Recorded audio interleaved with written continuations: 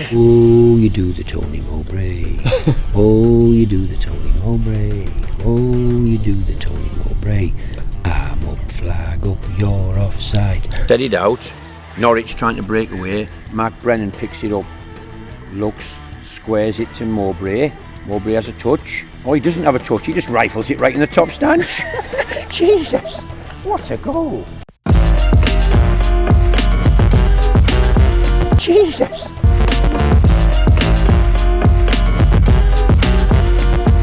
What do you want, a slither of chocolate? Hello and welcome back to the What the Fork podcast. Our fling with Alex Neil was short and sweet, but ultimately he's broken up with us via text and we are on the rebound with a far more experienced fella from Saltburn who we're hoping can be our knight in shining armour. It does sound a little bit like a Tinder bio, that introduction, and I promise that'll be the end of it as I welcome the Lancashire Telegraph's Blackburn writer Rich Sharpe to the show. Rich, how are you doing? Are you okay? Not too bad at all, thank you. Not too bad at all.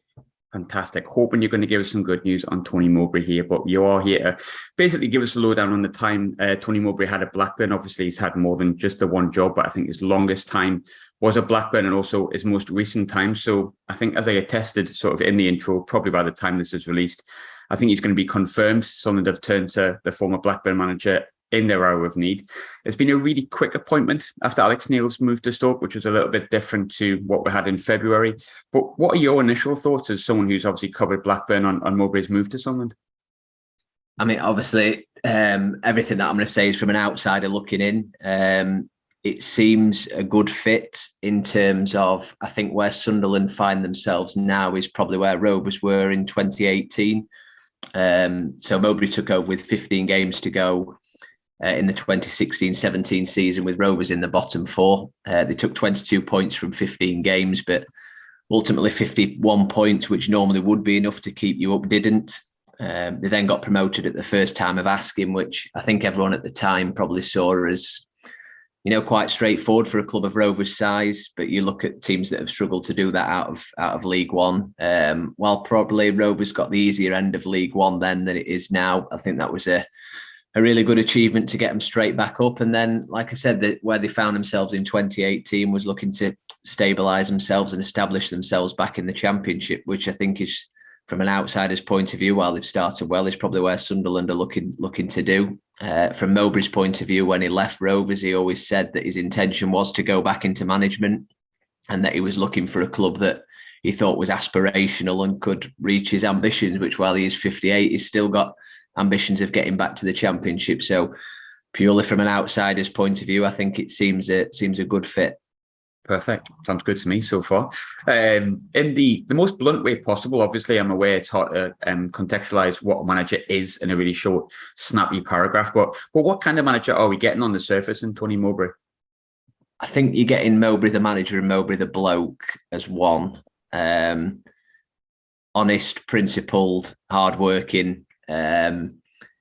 He's from a Steel Town background, obviously from where he's brought up on Teesside, so he gets that element of it, and that's what he got through with Rovers. I think was that hard work was number one, and I think the thing with Mowbray is he's gone on during his Rovers time. There was obviously different versions. When you're there for 5.5 years, you have different frameworks of teams. So he went through the working off Danny Graham and Bradley Dack. We had the possession-based style. We had last year's where they were bottom for the possession stats and look to prey on the break. So I think he's a manager who will look at his squad and what's available and look to utilise the assets of those that are available. In terms of style of play, obviously it's hugely important. I think Alex Neil was kind of different per game. He would go, not to worry about the other teams, but sometimes he would, be aware of how his team needed to play to come up against whoever we were facing.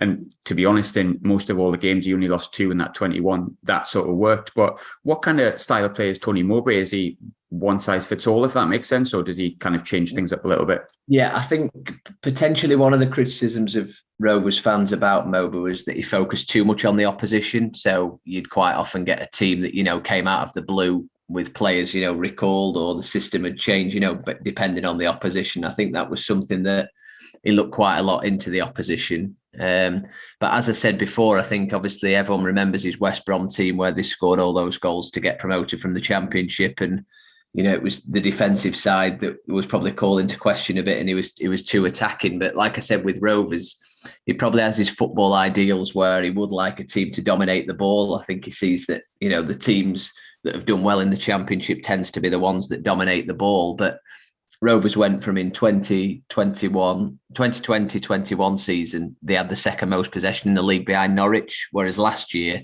I think only Birmingham had less than them. So within, like a one season, really, they completely changed. And that was just based on the personnel that he had available, really. So I think while ideally he would like to be possession-based team, I think he'll go in there and look at the squad and work out the assets and the qualities of the squad and look to work around them, really, and settle on a playing style that way. Looking at the sort of comments from people, the word genuinely very positive from Blackburn fans, if not like 100% positive. They were at worst, yes, he's great, but this is the situation and this is why he's no longer here. He spent longer at Blackburn, as I said in the intro, than any other club he's been at in his career. I think he was close to 300 games, give or take. How was he remembered by Blackburn fans? I know it's quite recent that he left, but how was he remembered? Yeah, I think everyone will always look back on his tenure. And one of Mowbray's standout lines, which he'll probably say when he takes over at Sunderland, is he wants to leave a club in a better state than he arrived. And I don't think anybody, even his staunchest critics, could argue that Blackburn Rovers were in a better position when Tony Mowbray left Blackburn Rovers than the one that he found them in. He's a manager who will manage for the long term. He used to say, I'll manage as if I'm here forever, even though he knows that's not the case. So while when he first took over, obviously the 15 games, we're trying to do everything to keep them up, it was obviously already in mind in his head that he's got long-term vision and long-term plans. So I think towards the end, it got a bit messy with how his departure came about. They obviously several seasons in a row where the seasons just faded away from the position that they found themselves in at Christmas. So I think the time was probably right in everybody's mind for a change, but that wasn't to say that anybody wished. Like desperate to see him leave. I think it just seemed to be the natural time where his contract was coming to an end, and that was just the way that things played out. I think how it did probably wasn't the best, but I think certainly everybody had looked back on his tenure with fond memories of what he did for the club and given him a platform to look to kick on. I read obviously a lot of the comments, as you do, because I'll openly admit he wouldn't have been my first choice, but maybe that's because I'm a romanticist and I look for the glamour, and Tony Mowbray is probably not the glamour. But a lot of the comments were really positive, like I say, but one of the ones that kept popping up came along tactics. Some people made reference to lack of plan B and that he was really very stubborn. How close to the truth are those comments? Stubborn and loyalty are probably quite close in that term, in that I think he's quite loyal to players who he likes. So last year he went with a back three in November, and Rovers just went on an unbelievable run. I think they won 7 and drew 1 out of 8, and that really catapulted him into automatic promotion contention. There was no expectation for him to be where they found themselves in at the turn of the year, but probably when things started going against him, Did he change away from that? Probably not. But then he was loyal to the players who'd got him in that position. But equally, I think he went into the League One season thinking they could pass their way out of it, and defeats to Southend and Doncaster in the first 2, he realised that wasn't going to be the case. So he was willing to change that. And like I said, the season of behind closed doors, where they were all about possession, 60-70% possession, that's probably where some people could label that he was too focused on possession than anything else. But equally, the following season, he changed everything up and they went to be a counter-attacking team. So I can see where the point's making, but there's certainly arguments to suggest the opposite. He brought in, obviously, probably Sunderland's worst ever striker, or up there with Danny Graham. And I think when we got Danny Graham back the second time, obviously it didn't work, but you've seen a lot of comments again from Blackburn fans that absolutely loved him. Really, really praised his work rate. And I think he scored 12 to sort of 15 goals under Tony Mowbray. How likely are we to see him develop players that maybe are, I wouldn't say performing badly, but players that, maybe we hadn't rated that highly before. How good is he at developing players and the likes of Danny Graham? Why was he so good at making Danny Graham as good as he was for Blackburn? But potentially that he had a bit of a relationship with Dan where it was at the start of the League One season, like I said, they were trying to play this possession football and I think trying to move away from Danny. And then I think he just struck up a partnership with Bradley Dack, and I think that was the key for Graham, that him and Dack just worked together. So I think Mowbray certainly sees him as a coach, that they've instilled things at the training grounds. They brought in a player development coach to work with young players, but equally Blackburn is very focused on the academy. So there was probably 5 regular starters from the academy coming through. So there was that element as well. And the makeup of the squad changed all the time. They relied quite a lot on loanees. A lot of experienced players kind of drifted away. So it's really looking at the makeup of the squad, I think. And he'll probably see people that he likes and wants to potentially give a chance to. So I'd certainly think if you're frozen out as a player right now or can't see yourself getting many chances, that Mowbray will certainly go in there and have a look at the squad and see what's available and how he wants to play, and look to fit them into to what he wants to do. I think obviously the big thing, and I think probably one of the reasons he has been appointed, is the way Sunderland operate at the moment under Speakman and Louis Dreyfus, is, whether we like it or not, bringing in young, talented players under the age of 24, trying to develop them to a standard that will either A, really improve us, improve the team, or B, we can move on for significant fees. That was obviously allegedly something that Alex Neil and maybe Speakman didn't necessarily come together on in many ways, because I think Alex Neil wanted a few experienced heads. Obviously that hasn't happened. We have this plan, we have this way that we work, and that's not going to change, as we can evidently tell. Tony Mowbray has been spoke about a lot as developing sort of youth at Blackburn. I think obviously that we've been linked to Hecker from Blackburn. That was seen as one of the real success stories that he had, and Mowbray is seen as someone who can develop that really well. From your experience of Mowbray at Blackburn, how well does Tony Mowbray fit into the Sunderland mould and Sunderland's remit and plan? That sounds like similar to Rovers, where when they got promoted in 2018, they spent 8 million, I think, that summer. Spent 6 million on Brereton and 1.75 million on Armstrong. The year after, they bought Sam Gallagher for 5 million, and then really since then, it's been loans and free transfers really that the club's gone down. You could argue that they bought Armstrong for 1.75, sold him for 15 million plus add-ons to 20. Brereton could go before the transfer window, while it took him a while from a £6 million kid. That they're looking for big money for him now. So I think that's certainly the way that clubs are going to have to go to try and compete with the parachute teams. I think Mowbray looks at Brentford and their model of buying, selling and player trading. They never quite got that right at Rovers in terms of they were buying and the selling aspect wasn't that great. They lost 3 players on free transfers in the summer who could have, if they'd have cashed in on them, probably made 10 million quid between them. So he's had experience of that within Venky's and what they're doing. I think, but equally, I think it's the model of a lot of clubs. You're saying buy, develop, and sell. It's not rocket science. It's what a lot are looking to do. And like I said, he's got a very recent experience of doing with that with Rovers, and he'll certainly know what he's walking into, I'm sure. In that sense, with that being our remit, and obviously really strongly our remit, I don't think, again, like I say, whether a fan likes it or loves it or hates it or despises the idea of just producing players under the age of 24, that's what our model is, and I don't think we're going to budge on that. With that in mind, is it kind of even less surprising that Tony Mowbray has been appointed so quick with obviously what he did at Blackburn then? Yeah, it fits even more that, this season before last, where they had Harvey Elliott, who was 17, they brought Gerard Branthwaite and Harwood Bellis in on loan, 18 and 19. Young players from the academy getting chances at early 20s. They were always, a very young side.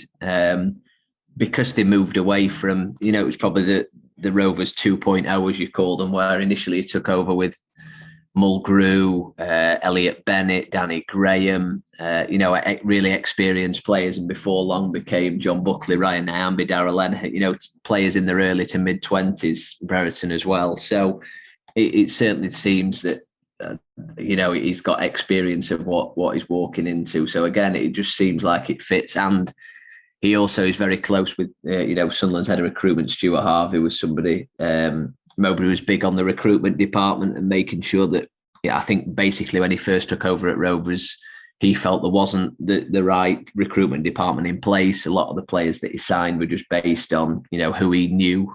And slowly but surely they've tried to implement, an infrastructure behind the scenes, of which Stu Harvey was key to that, and obviously left to go to Sunderland. So that there is the link there. I was going to say that was literally my next question. Actually, you talked about Stu Harvey there, who's obviously been with us a little while. And again, probably another big reason that Mowbray was here. I assume the fact that they're happy to kind of link up again means the marriage at Blackburn basically blossomed until he went until he came to Sunderland, sorry. Yeah, I think Mowbray basically said he got an offer that he couldn't refuse. So I think he looked at it and saw, he understood it, where a lot of people thought, leaving something that he'd established so well to go to Sunderland, was maybe strange to some people, but I think he went them, it was very much understood from Mowbray why he'd done that.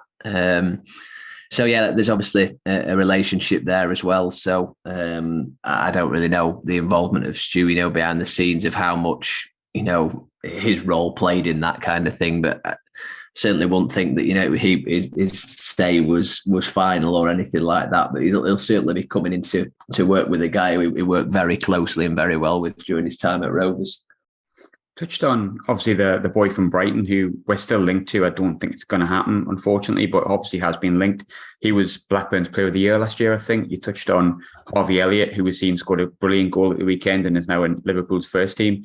How likely are we to see, with Tony Mowbray and his connections he has, towards the end of the transfer window, some good young Premier League players that want to get game time?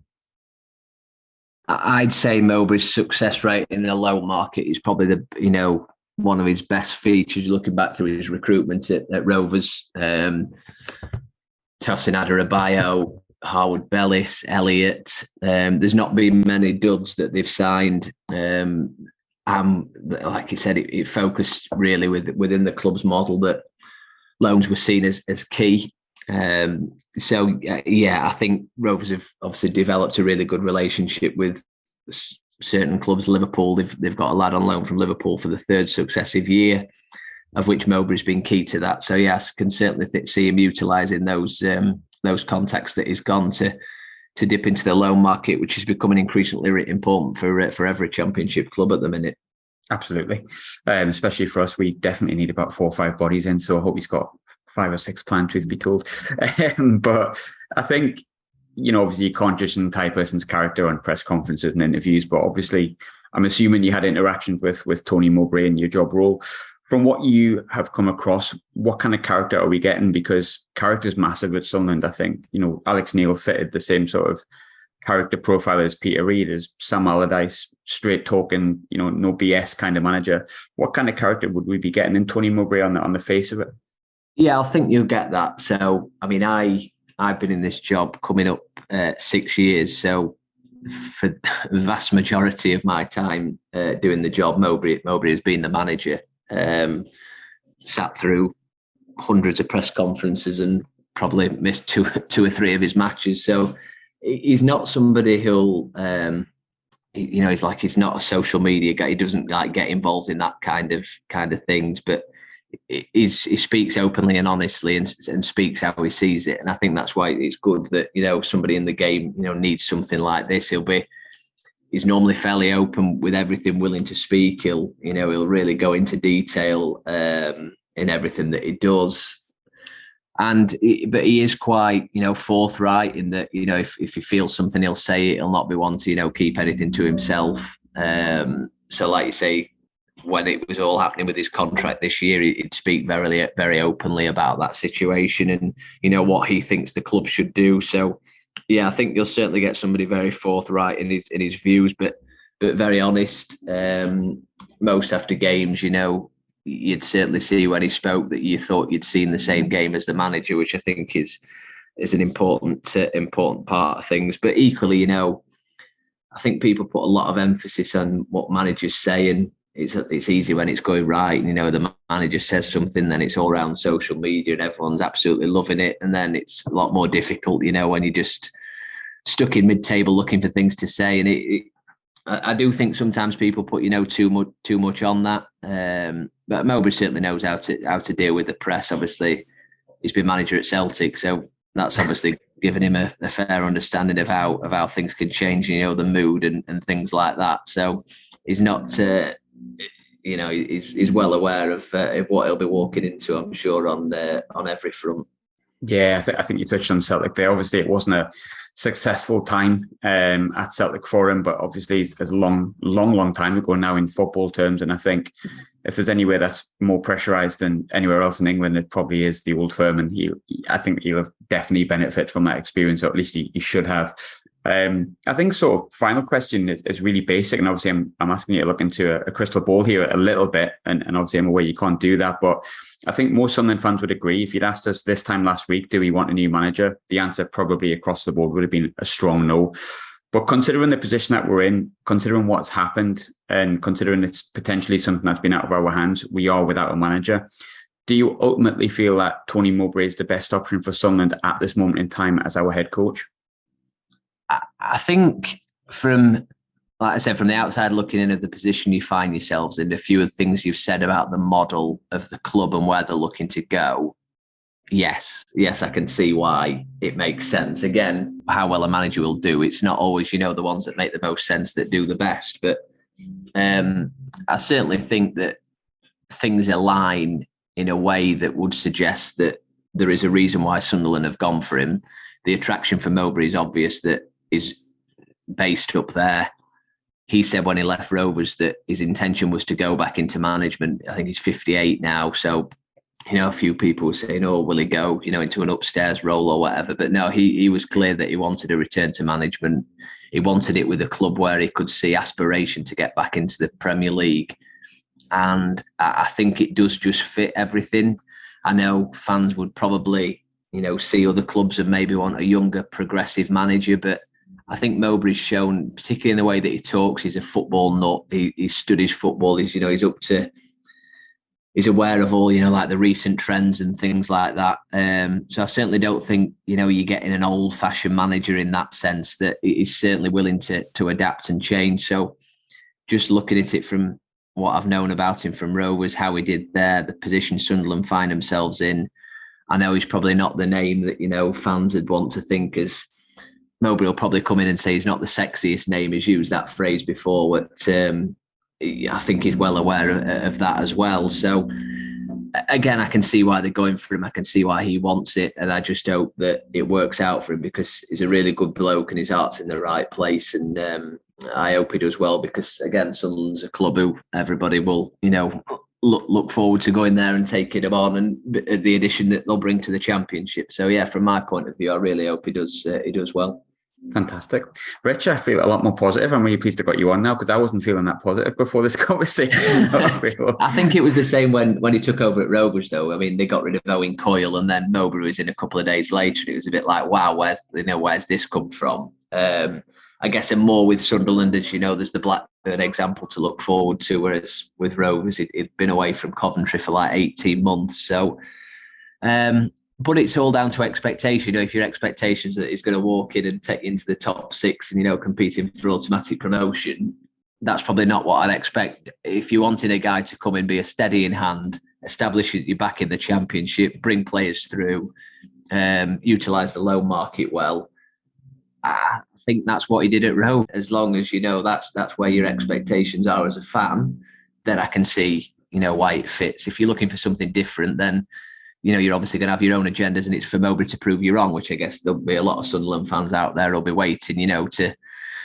just sitting and just seeing that what can Mowbray bring, and once he does it, then I'll form an opinion either way. So it'll be interesting to see how he does get on. A couple of boring years would be quite nice for Sunderland for once, but I have a feeling it's never ever going to be boring for Sunderland.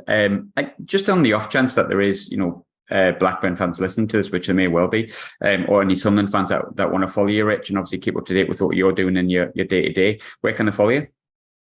I'm at Rich Sharpe 89 on Twitter. and obviously the Lancashire Telegraph website. So I think we're down for 18th of October on a Tuesday or Wednesday night, I think at Ewood, and then Boxing Day at the Stadium of Light. So I'll be looking forward to catching up with Tony then. Fantastic. Rich, thank you so much for popping on, mate, and taking time out of your busy day and making me feel a lot more positive. I couldn't have asked for more than that. So thank you very much. Thank you. Jesus!